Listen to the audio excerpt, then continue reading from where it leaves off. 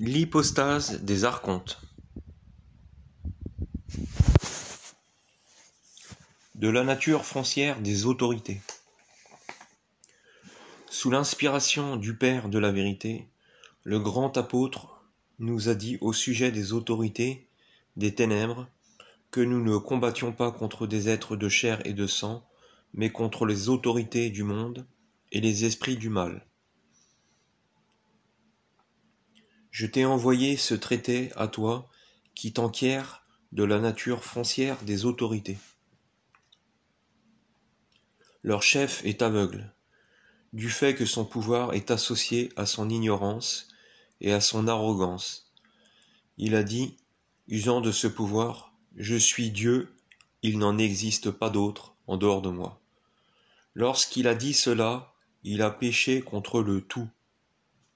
Alors cette déclaration parvint à l'incorruptibilité, et voici que sortit de l'incorruptibilité une voix qui disait « Tu te trompes, Samaël », un nom qui désigne le Dieu des aveugles. Ses pensées devinrent aveugles. Il projeta son pouvoir qui résidait dans le blasphème qu'il avait proféré, et il le poursuivit jusqu'en bas, jusqu'au chaos et à l'abîme, sa mère, à l'instigation de Pistis Sophia. Et elle installa les fils de Samaël, chacun selon son pouvoir, d'après le modèle des éons d'en haut, car le manifesté a été conçu à partir du caché.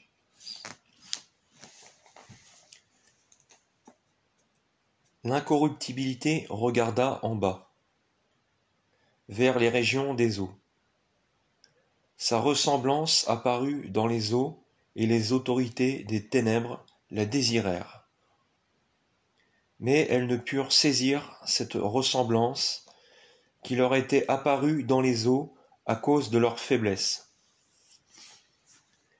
Les êtres psychiques, en effet, ne peuvent saisir le spirituel, car ils sont d'en bas, alors que celui-ci est d'en haut. Si l'incorruptibilité a regardé en bas vers les régions, c'est afin d'unir, selon la volonté du Père, le tout à la lumière. Les archontes tinrent conseil et dirent « Allons, faisons un homme avec de la poussière du sol. » Ils modelèrent leur créature de sorte qu'elle est entièrement terrestre.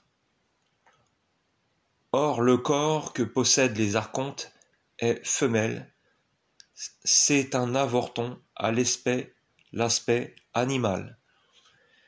Ayant pris de la poussière du sol, ils modelèrent leur homme d'après leur propre corps et d'après la ressemblance de Dieu qui leur était apparue dans les eaux.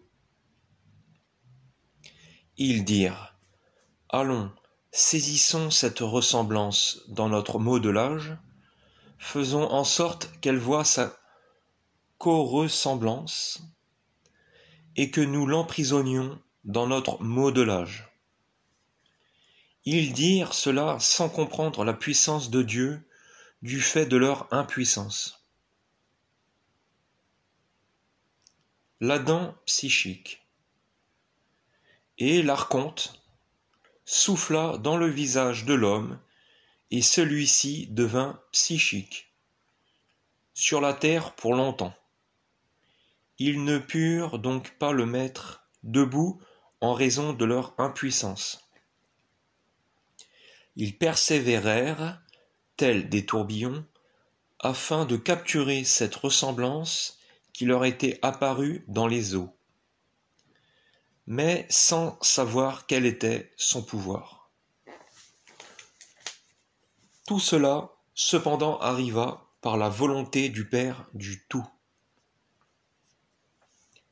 L'Adam spirituel. Après cela, l'esprit vit l'homme psychique gisant sur la terre, et l'esprit sortit de la terre adamantine. Il descendit et habita en lui. Cet homme devint alors une âme vivante. Il lui donna le nom d'Adam, parce qu'il avait été trouvé se mouvant sur la terre. L'annonce de la venue de l'aide. Une voix sortit de l'incorruptibilité au sujet de l'aide d'Adam. Et les archontes rassemblèrent toutes les bêtes de la terre et tous les oiseaux du ciel. Ils les amenèrent à Adam pour voir comment Adam les appellerait. Et il donna un nom à chacun des oiseaux et à tous les animaux. Ils prirent alors Adam et le placèrent dans le paradis, pour qu'il le travaille et pour qu'il le garde. Et les archontes lui donnèrent un ordre en disant : de tous les arbres qui sont dans le paradis, tu mangeras, mais de l'arbre de la connaissance du bien et du mal, n'en mange pas et n'y touche pas non plus, car le jour où vous en mangerez, vous mourrez de mort. Ils lui disent cela sans comprendre ce qu'ils lui ont dit, mais c'est par la volonté du Père qu'ils ont dit cela, de cette façon, afin qu'il mange, et qu'Adam les voie, étant devenu entièrement matériel. Les archontes tinrent conseil les uns avec les autres. Ils dirent : allons, faisons tomber un sommeil sur Adam. Et il s'endormit. Or le sommeil, c'est l'ignorance qu'ils ont amenée sur lui. Et il s'endormit.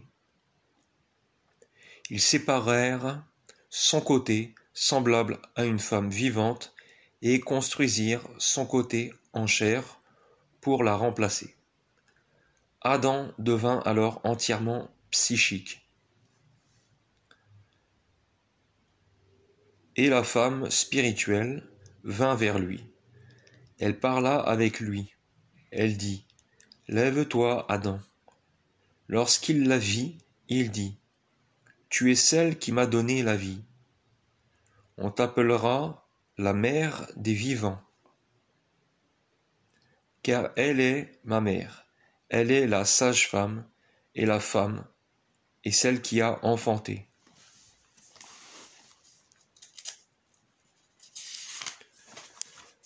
Alors les autorités s'approchèrent de leur Adam.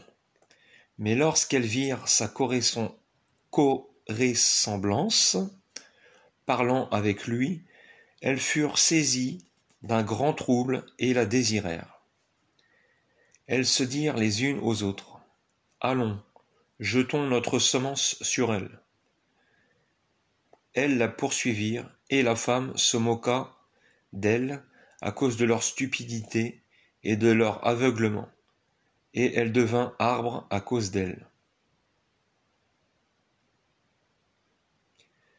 La femme spirituelle leur présenta son ombre, qui lui ressemble, et les puissances la souillèrent abominablement, et souillèrent l'empreinte de sa voix, afin de se condamner elles-mêmes dans leur créature et dans sa ressemblance.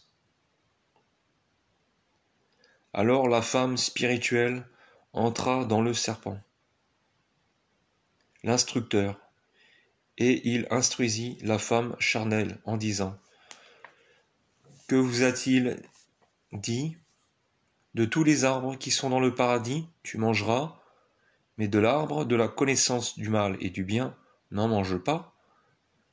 La femme charnelle dit : non seulement il a dit : n'en mange pas, mais aussi n'y touche pas, car le jour où vous en mangerez, vous mourrez de mort. Et le serpent, l'instructeur, dit : vous ne mourrez pas de mort. En effet, il vous a dit cela parce qu'il est jaloux.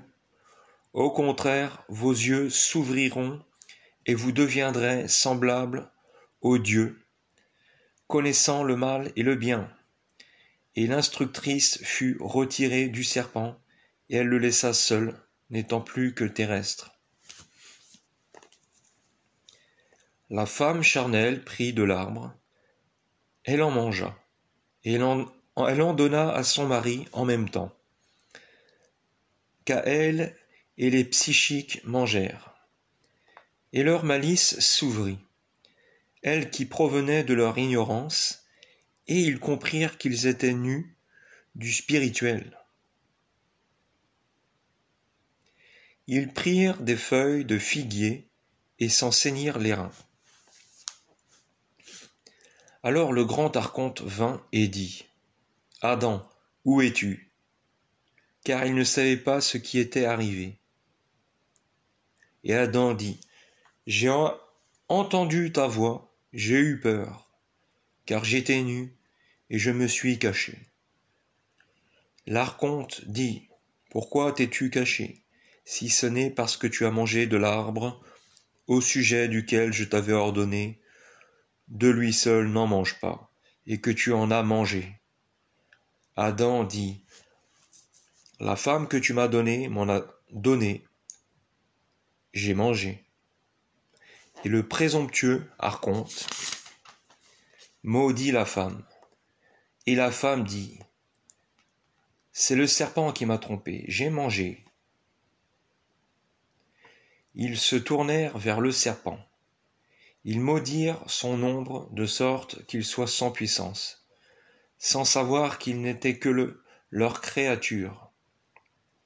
Depuis ce jour, le serpent fut sous la malédiction des autorités, jusqu'à ce que vienne l'homme parfait. Cette malédiction a pesé sur le serpent. Ils se tournèrent vers leur Adam, le prirent et le jetèrent hors du paradis avec sa femme, car il n'y a pas de bénédiction auprès d'eux, puisqu'ils sont eux-mêmes sous la malédiction. Caïn et Abel. Ils jetèrent alors les hommes dans de grandes tribulations et dans les soucis de l'existence, afin que leurs hommes soient accaparés par la vie matérielle et n'aient pas le loisir de s'attacher à l'Esprit Saint. Après cela, la femme charnelle enfanta Caïn, leur fils, et Caïn cultivait la terre. Ensuite, l'archonte connut sa femme. Elle conçut encore, elle enfanta Abel. Et Abel était berger de bétail. Or Caïn présenta des fruits de son champ, alors qu'Abel présenta un sacrifice de ses agneaux. Dieu se pencha sur les offrandes d'Abel, mais n'accepta pas les offrandes de Caïn. Et Caïn, le charnel, poursuivit Abel, son frère. Dieu dit alors à Caïn : Où est Abel, ton frère ? Il répondit et dit : Suis-je le gardien de mon frère ? Dieu dit à Caïn : Voici que la voix du sang de ton frère crie vers moi. Tu as péché par ta bouche. Elle se tournera vers toi. Quiconque tuera Caïn déchaînera cette vengeance. Tu seras donc soupirant et tremblant sur la terre. Alors Adam connut sa co-ressemblance, Ève. Elle conçut et enfanta Seth à Adam. Elle dit : J'ai enfanté un autre homme, de Dieu, à la place d'Abel. Ensuite, Ève conçut, elle enfanta Noréa, et dit : Il m'a engendré une vierge, comme aide pour les générations de la race des hommes. C'est la Vierge que les puissances n'ont pas souillée. Les hommes commencèrent alors à se multiplier et à devenir beaux. Les archontes tinrent conseil les uns avec les autres et dirent : Allons, provoquons un déluge de nos propres mains et anéantissons toute chair, de l'homme jusqu'à l'animal. Mais lorsque l'archonte des puissances eut connaissance de leur délibération, il dit à Noé, « Fais-toi une arche d'un bois imputrescible, et cache-toi en elle, toi, tes fils, les animaux et les oiseaux du ciel, du plus petit au plus grand, et dresse-la sur la montagne de Syr. » Alors Oréa vint vers Noé, désireuse de monter dans l'arche, et il ne la laissa pas faire. Elle souffla sur l'arche, elle la brûla. De nouveau, il construisit l'arche une seconde fois. Les archontes vinrent à sa rencontre, désireux de la tromper. Leur chef suprême lui dit, « Ta mère Ève est venue vers nous. » Mais Noréa se tourna vers eux et leur dit, « Vous êtes les archontes des ténèbres, vous êtes maudits. Vous n'avez pas connu ma mère. C'est votre corressemblance que vous avez connue, car moi, ce n'est pas de vous que je suis issu, mais du monde céleste que je suis venu. » L'archonte arrogant fit appel à tout son pouvoir, et son visage devint semblable à un mot manquant, noir. Il se montra audacieux envers elle, et lui dit, « Il faut que tu nous serves comme ta mère Ève l'a fait, car on m'a donné, mot manquant. » Alors Noréa fit appel à la puissance de mot manquant. Elle cria d'une voix forte vers le Saint, le Dieu du tout. « Porte-moi secours contre les archontes de l'injustice et sauve-moi de leurs mains. » Alors l'ange descendit des cieux et lui dit, « Pourquoi cries-tu vers Dieu? Pourquoi te montres-tu audacieuse envers l'Esprit Saint ?» Noréa dit, « Qui es-tu? » Les archontes de l'injustice s'étaient éloignés d'elle. Il dit, « Je suis Éléleth, la sagesse, le grand ange qui se tient debout en présence de l'Esprit Saint. J'ai été envoyé pour m'entretenir avec toi et te délivrer de la main de ces êtres sans loi.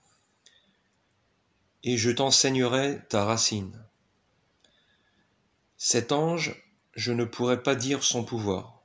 Son apparence est comparable à l'or de choix, et son habit comparable à la neige.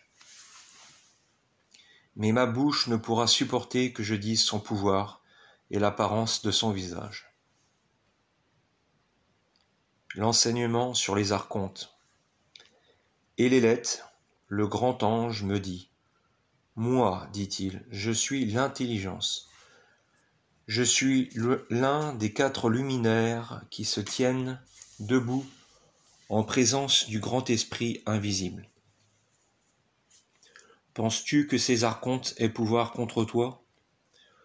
Aucun d'entre eux n'aura pouvoir contre la racine de vérité. Car c'est à cause d'elle que l'homme parfait s'est manifesté dans les derniers temps. Et ses autorités seront dominées. Et ces autorités ne pourront souiller ni toi, ni cette génération-là.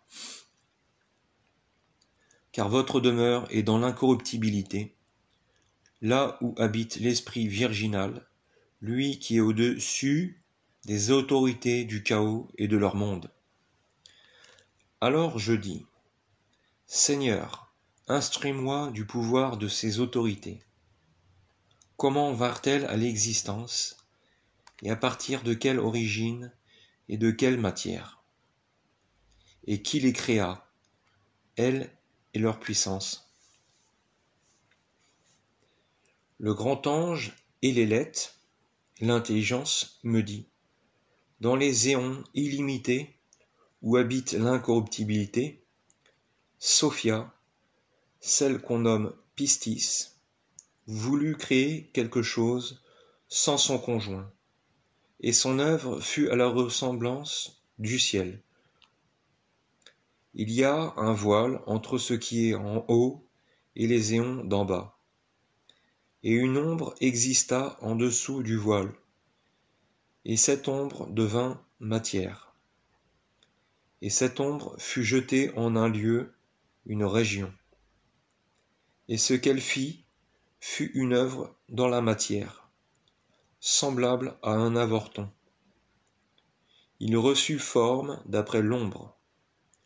Ce fut une bête arrogante, ressemblant à un lion. C'est un androgyne, puisque j'ai dit précédemment qu'il était sorti de la matière. Ouvrant les yeux, il vit une grande matière illimitée, et devenant arrogant, il dit « Je suis Dieu et il n'y en a pas d'autre que moi ». Lorsqu'il dit cela, il pécha contre le tout. Alors une voix sortit d'en haut, de l'autorité suprême, qui disait « Tu te trompes, Samaël, c'est le Dieu des aveugles. » Et il dit « S'il existe quelqu'un d'autre en face de moi, qu'il se montre à moi. » Et aussitôt Sophia, tendant le doigt, introduisit la lumière dans la matière. Et elle la poursuivit jusqu'en bas, aux régions du chaos, puis se retira en haut dans sa lumière. De nouveau l'obscurité, mot manquant, la matière. Comme il est androgyne, cet archonte se fabriqua un grand éon, une grandeur illimitée, puis pensa à se faire des fils. Et il se fit 7 fils, androgynes comme leur père. Et il dit à ses fils, « Je suis le Dieu du tout. » Et Zoé, la fille de Pistis Sophia, poussa un cri et lui dit, « Tu te trompes, Saklas. » Le nom correspondant est celui de Yaldabaoth. Elle souffla au visage de celui-ci, et son souffle devint pour elle un ange de feu. Et cet ange attacha Yaldabaoth et le précipita dans le Tartare, au fond de l'abîme. Alors, lorsque son fils Sabaoth vit la puissance de cet ange, il se repentit. Il blâma son père et sa mère la matière. Il la prit en aversion, mais fit l'éloge de Sophia et de sa fille Zoé. Et Sophia et Zoé l'enlevèrent et l'installèrent au-dessus du 7e ciel, au-dessous du voile, entre le haut et le bas. Et on le nomma Dieu des puissances, Sabaoth, parce qu'il est au-dessus des puissances du chaos, puisque Sophia l'y a installé. Alors, parce que cela était arrivé, il se fit un grand char de chérubins, à 4 faces, avec des anges nombreux, innombrables, pour le servir, et des harpes et des cithars. Et Sophia prit sa fille Zoé, pour l'asseoir à la droite de celui-ci, afin qu'elle l'instruise de ce qui existe dans l'Og-Doad. Et l'ange de la colère, elle le plaça à sa gauche. Depuis ce jour, on appela sa droite. Vie, et la gauche fut le modèle de l'injustice, modèle venu de l'autorité suprême d'en haut. Elles t'ont précédé. La jalousie de Yaldabaoth. Mais lorsque Yaldabaoth le vit, établi dans cette grande gloire et cette prééminence, il fut jaloux de lui. Et la jalousie fut une œuvre androgyne, et telle fut l'origine de la jalousie. Et la jalousie engendra la mort. Puis la mort engendra ses fils et les installa chacun sur son ciel. Tous les cieux du chaos furent remplis de leur nombre. Or, c'est conformément à la volonté du Père, du Tout, que tout cela fut produit sur le modèle de tout ce qui existe en haut, afin que le nombre du chaos soit complet. Voici que je t'ai instruit du modèle des archontes et de la matière en laquelle il fut engendré, et de leur père et de leur monde. Question sur la fin des temps. Je dis alors, Seigneur, suis-je moi aussi compté dans leur matière? Toi, avec tes fils, tu es compté dans le Père, qui existe depuis le commencement. C'est d'en haut, de la lumière incorruptible, que leurs âmes sont sorties. C'est pourquoi les autorités ne pourront pas s'approcher d'eux, à cause de l'esprit de la vérité présent en eux. Car tous ceux qui ont connu cette voie sont immortels au milieu des hommes mortels. Mais cette semence ne se manifestera pas maintenant. Cependant, au bout de 3 générations, elle se manifestera, et elle rejettera loin d'eux le lien de l'erreur des autorités. Je dis alors, Seigneur, dans combien de temps? Il me dit, lorsque l'homme véritable manifestera au moyen d'une créature l'esprit de la vérité que le Père a envoyé, alors c'est lui qui les instruira de toutes choses et les oindra de l'huile de la vie éternelle qui lui a été donnée par la génération sans roi. Alors ils rejetteront loin d'eux la pensée aveugle, et ils piétineront la mort qui vient des autorités, et ils monteront vers la lumière illimitée où habite cette semence. Alors les autorités se dessaisiront de leur temps de domination, et leurs anges pleureront sur leur destruction, et leurs démons se lamenteront sur leur mort. Alors tous les fils de lumière connaîtront véritablement la vérité et leur racine, et le Père du tout et l'Esprit Saint. Ils diront tous, d'une seule voix, juste est la vérité du Père et le Fils règne sur le tout, et que soit proclamé par chacun pour les siècles et des siècles. Saint, Saint, Saint. Amen.